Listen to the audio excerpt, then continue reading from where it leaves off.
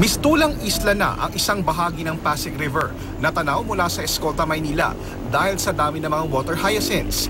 Ang ilang bangka at barge parang naharangan na. Nasa 25 kilometro ang haba ng Ilog Pasig at tuwing tag-ulan, bukod sa basura, inaalala rin ng mga otoridad ang pagdami ng water hyacinths.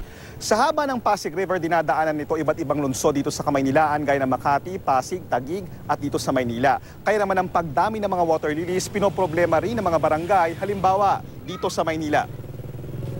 Ang mga taga-barangay 282 sa Maynila tumutulong tuwing may cleanup drive sa ilog.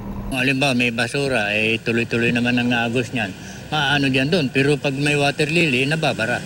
Ayon sa MMDA, kaisa nila ang mga LGU at ang Pasig River Rehabilitation Commission sa pagtatanggal sa dumaraming water hyacinths.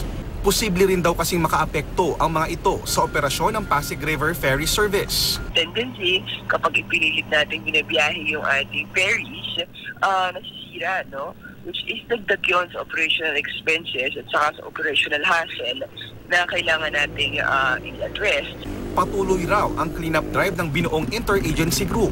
Pero ayon sa MMDA, pahirapan ang pagtatanggal sa mga water hyacinths dahil sa dami ng mga ito.